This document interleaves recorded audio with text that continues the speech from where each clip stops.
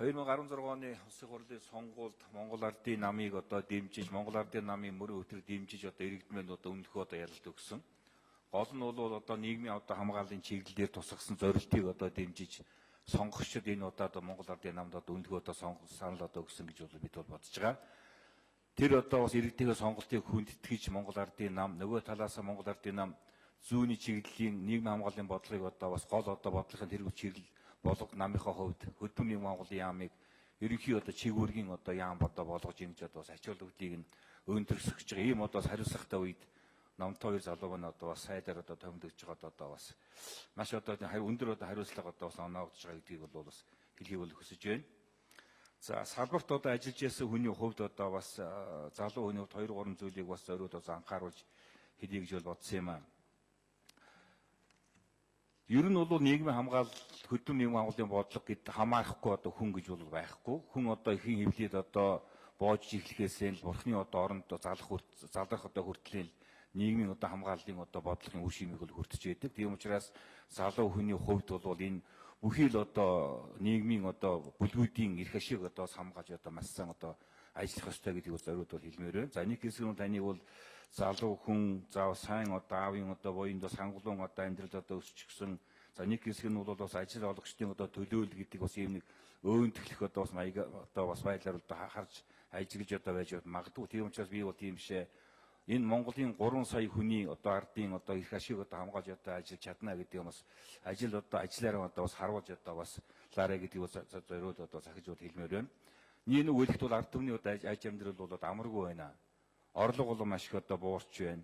Ажилгүйд маш их өндөр байна. Эрх баригчид инфляцийн түвшин нэг оронтой тоонд хүрсэн гэж яриад байгаа. Энэ бол үндсэндээ ард түмэн маань бүсээн чангалж худалдан авах чадвар буусантай холбоотойгоор 1.5 тоонд бол инфляц хүрсэн шүү дээ. Тийм учраас бол иргэдийн орлоготой болох орлогыг ажилтай болох бодлого яаралтай хэрэгжүүлмээр байгаа юм.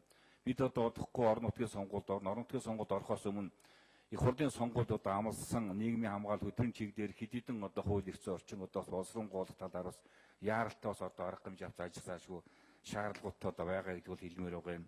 За нөгөө талаас хөдөлмөр нийгмийн хамгааллын бодлого гэдэг бол энэ салбар хоорондын зохицуулалт шаардсан юм ажил. Ялангуяа сангийн яамтай бас ажил төрлөө маш уйдууд ажиллаараа хүн амын орлогын тэгш бус байдал маш газар авч байгаа. Ялангуяа энэ дундаж давхархыг бий болгох гэнэ татврын бодлогыг өөрчлөлт оруулах, орлогоос хамаарсан татвартай болох, шаталтай болох ийм бодлогыг сангийн яамтай хамтарч яаралтай авах хэрэгтэй байгаа юм. Энэ ондоо чадахгүй ч эх оноос цалин дэвтэрж яах нь хөдөлгөх арга хэмжээ авах хэрэгтэй. Ялангуяа эдийн засгийн хямралд илүүтэй өртөж байгаа, бага орлоготой байгаа, бага цалинтай байгаа хэсгийг хямралаас бас гаргах ийм яаралтай олон бодлого арга хэмжээ авах шаардлагатай асуудал байна. Орон нутгад ерөн цаашдаа бид бас энэ амжилгааг дэмжих сан бий болох талаар бас сайд нэлээд анхаарч ажиллах шаардлагатай болов гэсэн асуудлыг бас зориуд бас хэлхийг хүсэж байна. За өнгөрсөн жил хөдөлмөрийн сайдаар ажиллаж байхдаа хөдөлмөрийн хуулийн шинжилсэн найруулгыг улсын хурлд өргөн барьсан, хэлц хэсгийг шийдсэн. Гэхдээ өмнөх эрх баригчид ардын намын сайдын өргөн барьсан хуулийг буцаагдсан. Энэ хуулийг бас богино хугацаанд бас боловсруулж дахин оруулж ирсэн заашгүй шаардлагатай байгаа болов гэж. Нөгөө талаас салбарт ажиллаж байсан хүний хувьд бол таны бүхий л үйл ажиллагааг дэмжиж бас санаа оноо хийж хамтарч ажиллана. Нөгөө талаас бид орон нутгийн сонгуулийн өмнө энэ малчдын тэтгэврийн настай холбоотойгоор малчдын тэтгэврийг шимтгэлийн нөхөндөлөлттэй холбоотойгоор ээжүүдийг ажилласан жилээр нь бас төрөөсөн хүүхдийн тоогоор ажилласан жилийн нэмэгдүүлэхэд олон хуулийн төслийг бий боловсруулчихсан бэлэн байгаа. Эх 7 хоногоос засгийн газраас санал авахаар явуулнаа.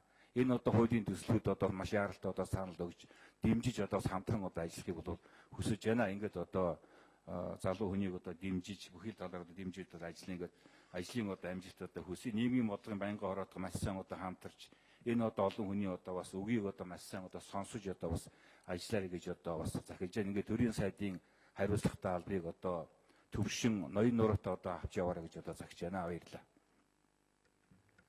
За чин зэрэг гишүүн үг хэллээ.